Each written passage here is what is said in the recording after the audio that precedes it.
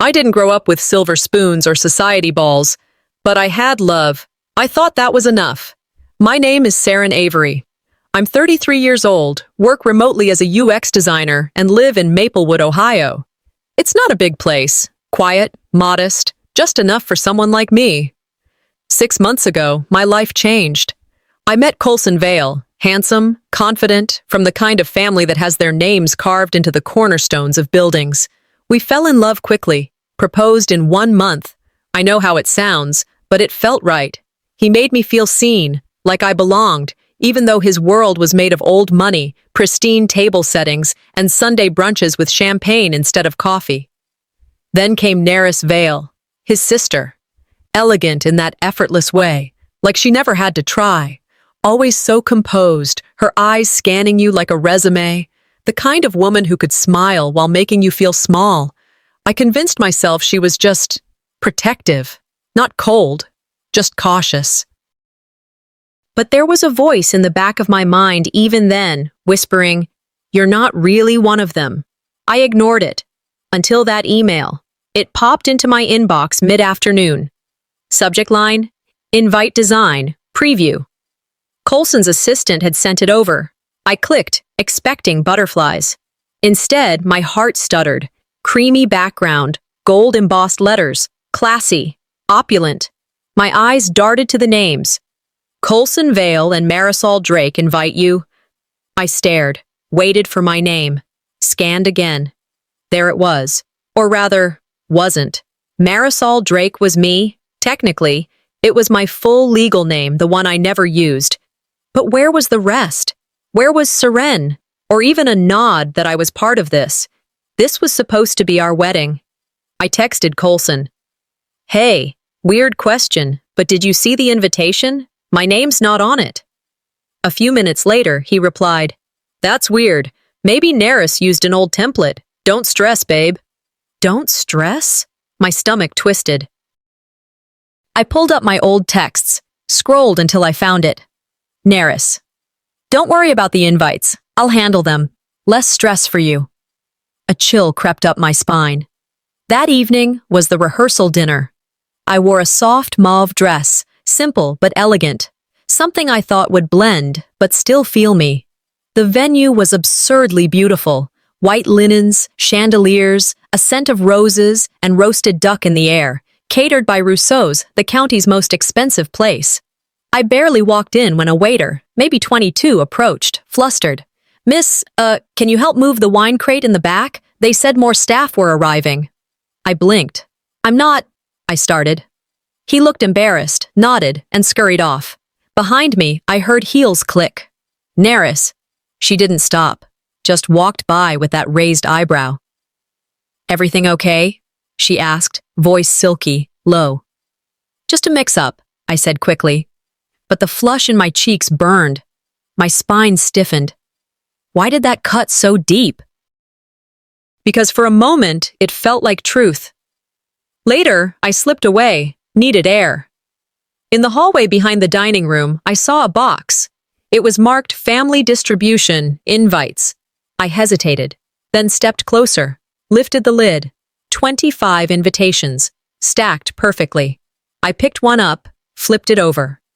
"Colson Vale and Marisol Drake invite you." My heart paused.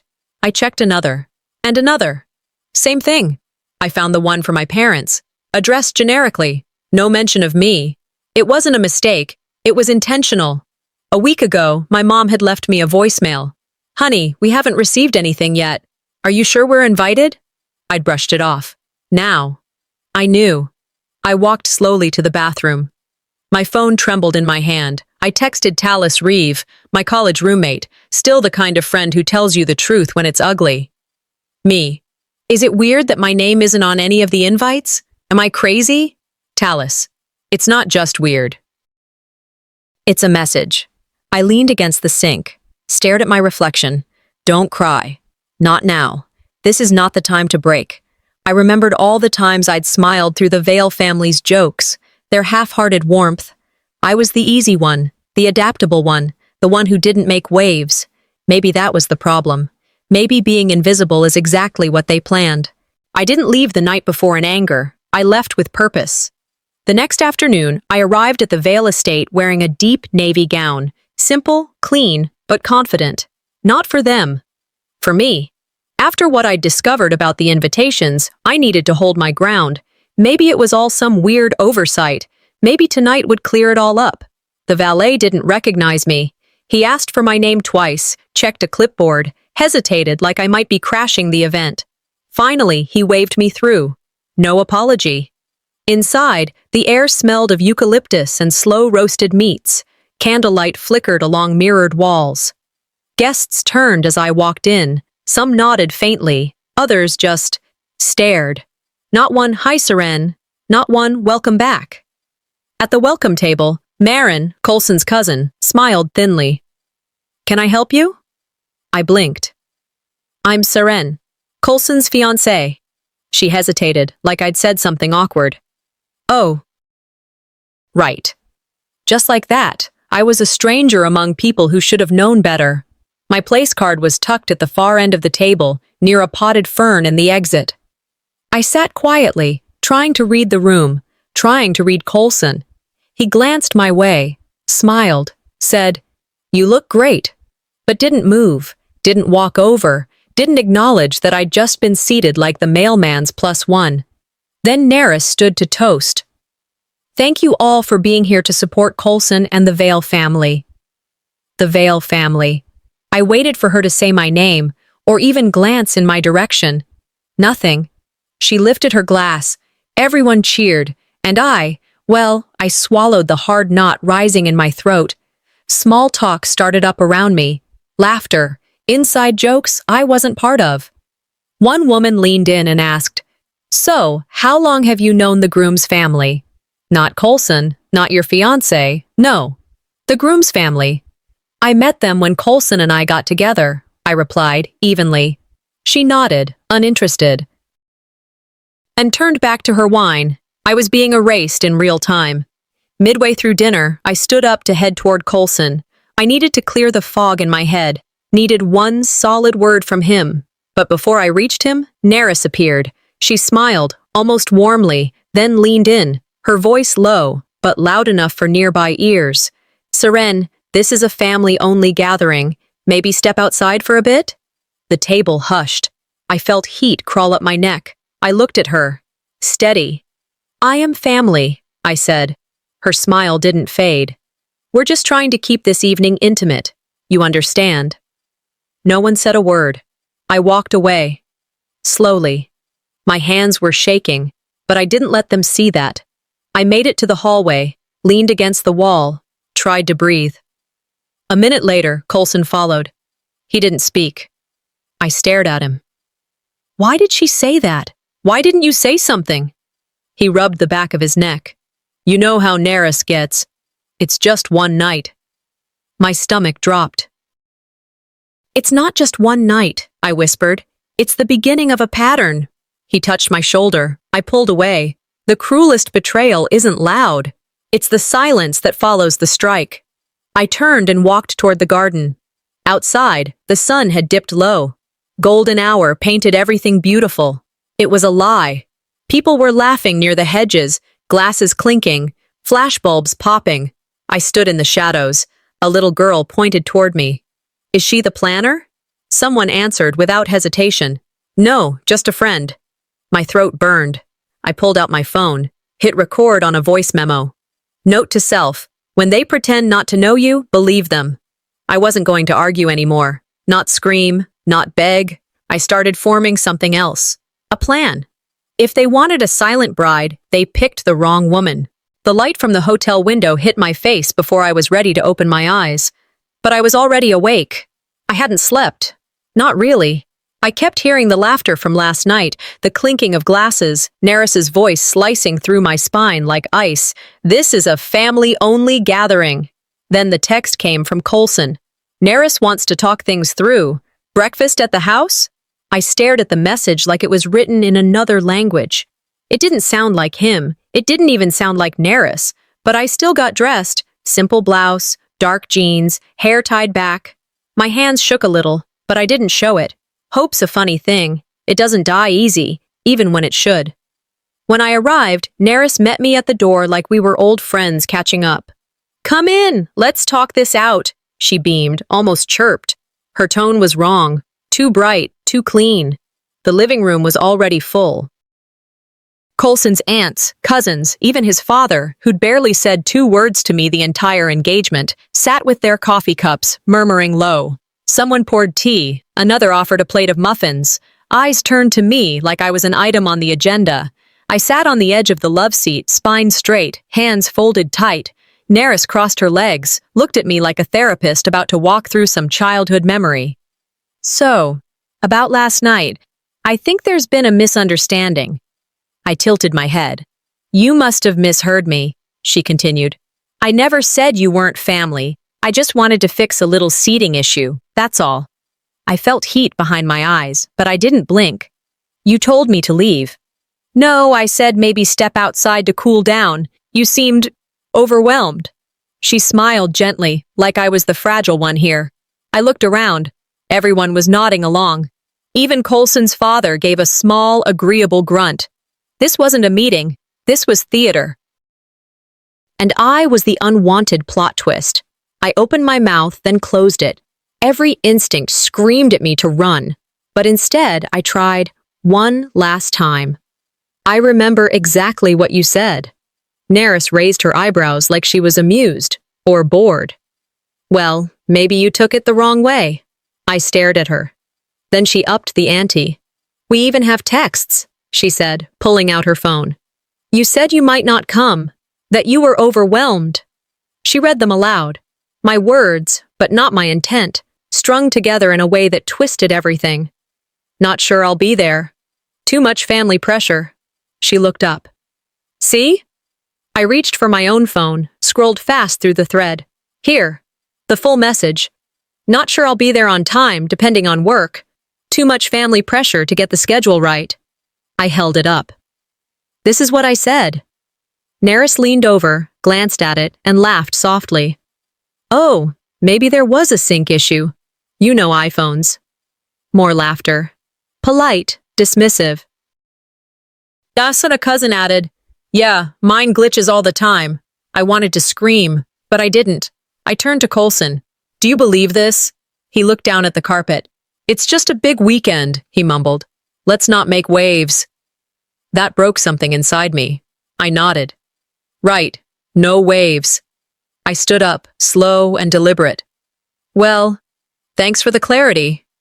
No one stopped me. No one followed. In my car, I sat for a long time. The sun cut through the windshield like a spotlight. I could still hear the polite laughter from inside, like it had followed me. I gripped the steering wheel, then let go. Memories started coming back. Not of them, but of me. As a little girl, sitting at dinner tables, holding my tongue while adults dismissed what I knew was true, being the nice one, the easy one. Always making peace, always losing myself in the process. And then the voice in my head, firm, calm. "You're not crazy. You were just hoping too hard for decency." I didn't cry. I opened my voice memo app, spoke steady. "Let's document this, not for them, for me." They rehearsed their roles, but I've stopped auditioning. The house was still behind me when Coulson stepped out and caught up. He didn't say much at first, just walked beside me. His shoes crunched the gravel softly as we moved toward the garden path. I didn't look at him right away. I needed the silence to catch my breath.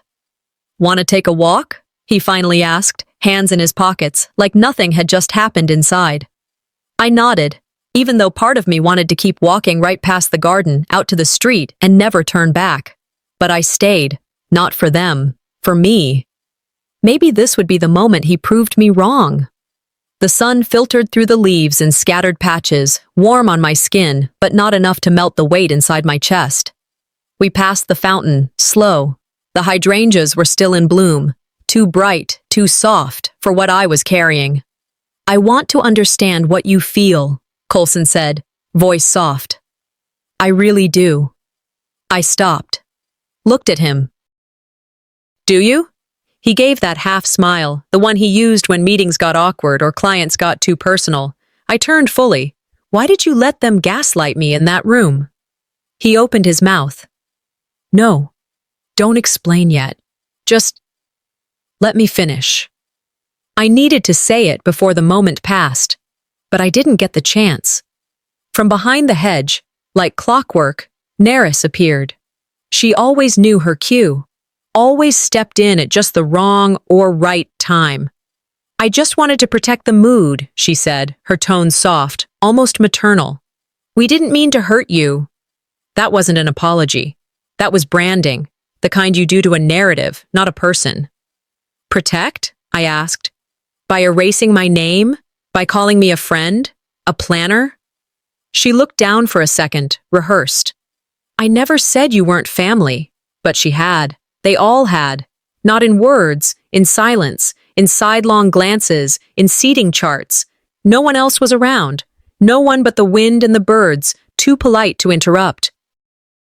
When we circled back toward the patio, the late sun caught the white chairs already arranged for tomorrow's ceremony. A few guests were milling near the drinks table.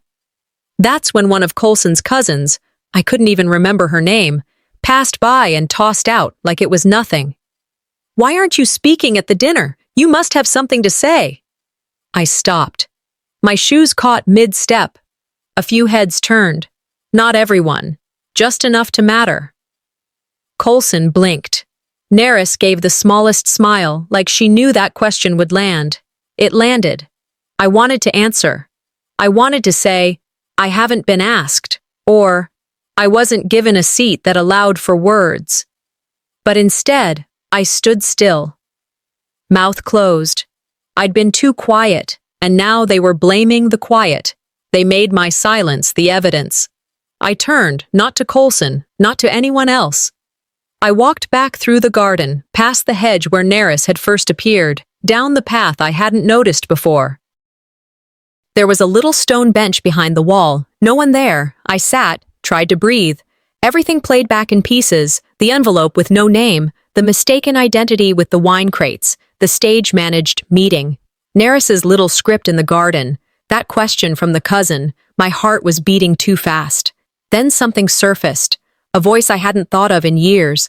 My mother, sitting on the porch when I was 10. I had come home crying from school. Some girl had called me nothing special. My mother wiped my tears and said, "Calm as you like. When they don't see you, they think they own you." She'd been right. They thought their silence gave them control. But I wasn't invisible. I'd just been patient.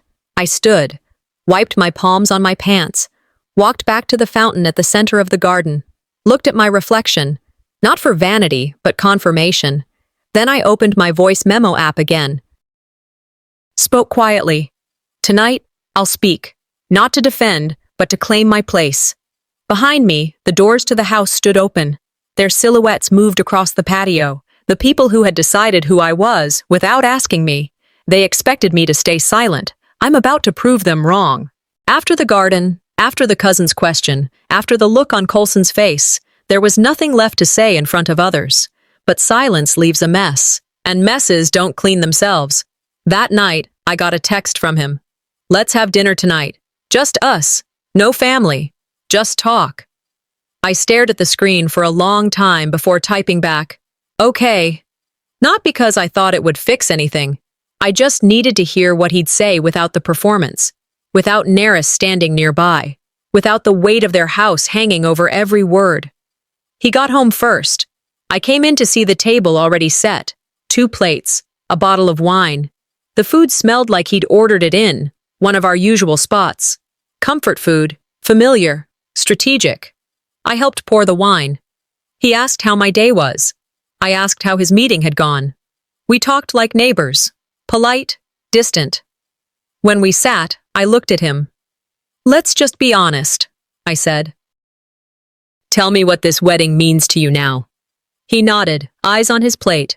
Then he started talking about logistics, florals, seating changes, the musician's late arrival window, nothing real.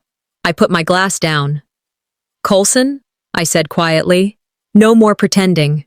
You either fight beside me, or you stand with them. He froze, looked at me like I'd spoken in a language he didn't expect from me. I've been erased, I said. Mocked, lied about. And you watched. He started to speak. I raised my hand. I'm not asking for war. I'm asking for presence. If you still want this wedding, I need one thing. Your voice. In public. Clear. Honest. I reached for my finger. Slid the ring off. Laid it gently between us. And if not, I walk away. He stared at the ring like it had never been there before. After a long pause, he said, They're not bad people, Seren. They're just complicated, and weddings bring out the worst. That line, I'd heard it before, not from him, but from every man who ever watched a woman bleed and called it a paper cut. He leaned forward, trying to soften the moment. You're overwhelmed. You're taking this all too personally. That wasn't empathy. That was gaslight in disguise. I know my family, he said. They'll come around. I stared right at him. Do you know me? He blinked. Because I'm starting to think I was just another offering, a peace token, something you thought would make them like you more. The ring sat between us, glinting under the pendant light, not a promise, a pause. If they can't accept me before vows, I asked, how will they treat me after? He didn't have an answer. I stood, picked up the ring, not to wear it, but to walk it to the drawer in the hallway. They expect women like me to cave, I thought, to prove love by shrinking. I turned back to him. I love you. I do. But I refuse to beg for dignity. He reached for my hand. I stepped back. You don't have to choose them, but if you don't choose me now, don't expect me to wait at the altar. I left him in the room, quiet, still. I don't think he even reached for his wine. In my office, I sat down, pulled out my phone, opened the voice memo app. Again, spoke slowly, clearly. It's not about love, it's about respect. And if they can't offer it, love isn't enough. I paused, looked at the ring on my desk, then turned to my laptop, opened a blank email. Subject line, wedding status, clarification needed. If no one will write the truth, I will. 2 days after the ultimatum, I got a message from Rachel. Let's talk, just us, no drama. I stared at the text. My first instinct was to block her, but something in me, call it curiosity, call it strategy, wanted to hear her out. If she was extending an olive branch, maybe it wasn't for me. Maybe it was a test. We met downtown, at a cafe she picked. She was already there when I arrived, seated by the window, latte in hand, wearing that same smooth smile she'd worn during the rehearsal dinner. She stood to greet me like we were old friends. I sat, cautious but composed. I know things got messy, she said, and I may have gone too far. But I care about my brother. I nodded, letting her talk. She leaned in. I just want peace, for him, for you. So, I was thinking, what if we did a little brunch with my parents before the wedding? Just the 4 of us. No big speech, no pressure, just clarity. My gut twisted. Her tone was gentle, her words disarming, but the timing was suspect. Will they actually show? I asked. They agreed, she said, too quickly. Because if this is another performance, she raised both hands like she was swearing an oath. You want them to meet you, right? Here's your chance. I didn't say yes out of hope. I said yes to see where the string led. Sometimes the only way to spot a trap is to walk toward it. That night, I texted Coulson. Rachel invited us to brunch with your parents. His reply came fast. I didn't know, but if they'll come, we should go.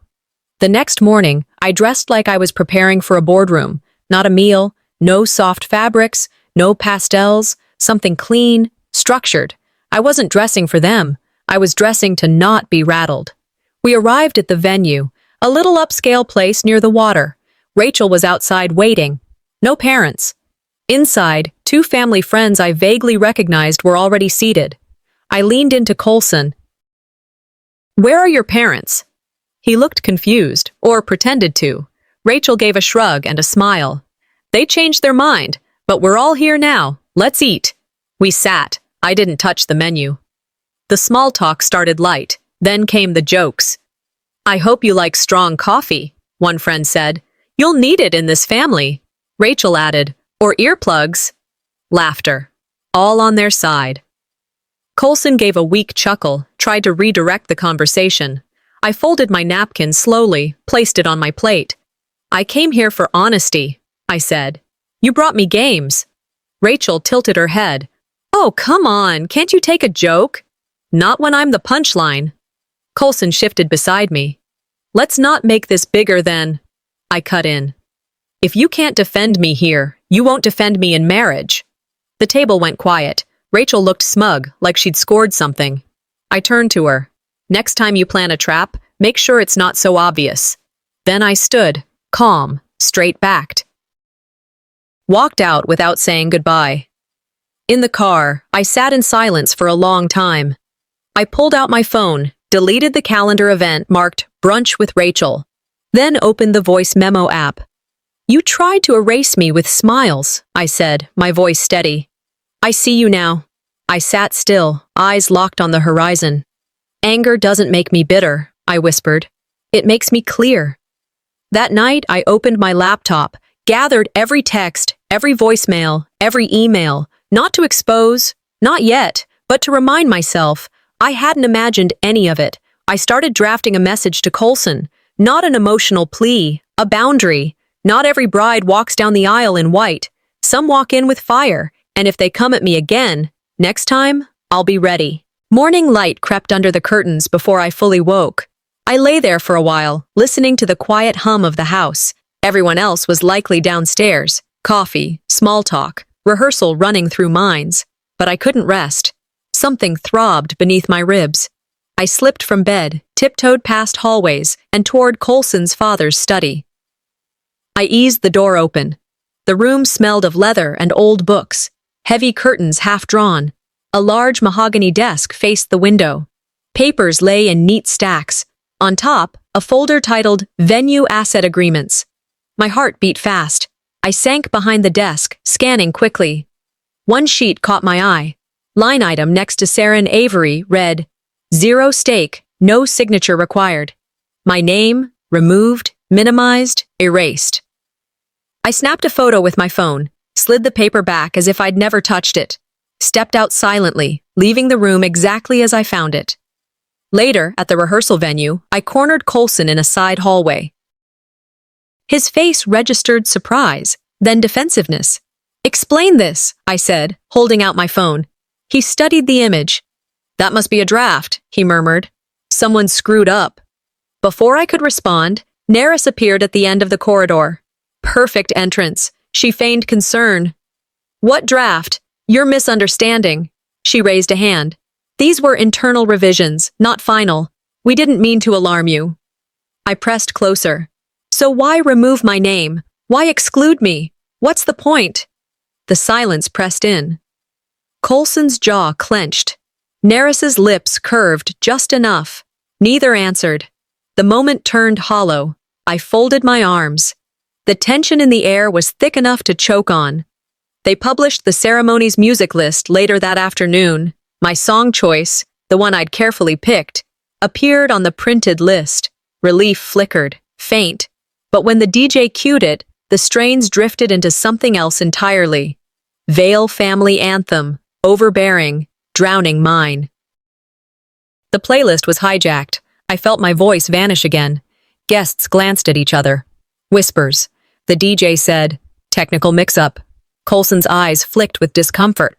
Neris leaned forward, almost smug. I retreated inward, remembering how many times I'd been silenced before. After rehearsal, I messaged Tallis, showed him the contract photos. His reply, that's actionable. You have rights.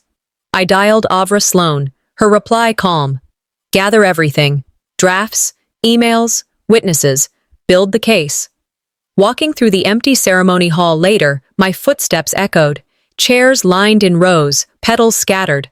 I placed the contract sheet, face down, on Marisol's seat. Not a threat, but declaration. I stepped into dusk, breath steady. They thought they'd muted me. Tomorrow they'd witness the music change. Exposed. The morning came quietly. No drama, no last-minute calls. Just a thick mist rolling across the field behind the venue. I sat up slowly, wrapped in a calm that surprised even me. It wasn't peace. Not quite. It was clarity. I went through the motions: hair, makeup, photographers snapping while pretending not to interrupt. The bridesmaids buzzed with their own nerves. I let them talk, let them flutter around me. But my mind was steady, focused. Elena stepped close, whispering, "You sure about this?" I didn't answer right away. I reached into my dress and tapped the folded sheet tucked between the lining and my ribs. The real vows, the real plan. "I'm sure," I said, but not in the way she assumed. The ceremony space was all white orchids. I never chose orchids. I said that once, but it was ignored, like most things. As the music started, I walked down the aisle, one step at a time. Steady, intentional. Everyone turned, smiling, cameras out. Rachel and Neris were front row, scanning me with eyes like searchlights. Coulson stood at the altar. Nervous smile, hands clasped. He looked like a man who hoped things would smooth themselves out, but I wasn't here to smooth. The officiant welcomed everyone, talked about love and unity and legacy. I half heard the words. My eyes stayed on Coulson. I caught him glancing sideways, toward his parents. Even now, still seeking approval. When it was time for vows, he stepped forward. He spoke clearly, confidently, even poetically. But I recognized the cadence, the exact words Rachel used at her engagement toast 2 years ago. He'd borrowed her language, again, letting them speak for him, through him. He finished. Light applause. I took a breath. "My turn," I said. I unfolded my paper. The room fell still. This isn't what I rehearsed. It's not what I dreamed, but it's what I must say. Eyes widened. Murmurs spread. Phones rose higher. I wanted to believe in this family. I gave them grace. I stayed silent through backhanded comments, withheld invites, last-minute changes. I hoped love would be enough. I looked straight at Rachel. "You said they wouldn't come." But it was never about protecting me. It was about control, about keeping me in my place.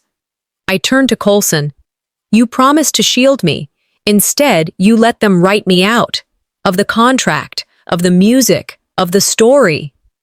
A hush fell. Not even a cough. "I won't marry someone who watches me disappear." Gasps. A camera dropped. Someone whispered my name.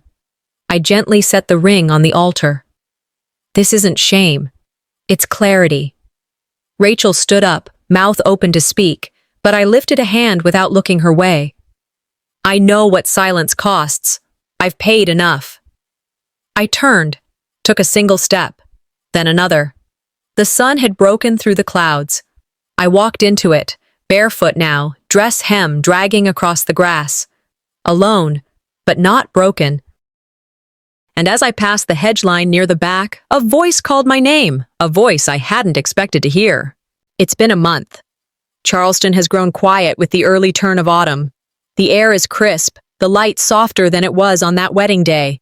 I live in a modest apartment now, not fancy but mine, a 10-minute walk from the pier, where I watch the tides shift and the gulls argue over nothing.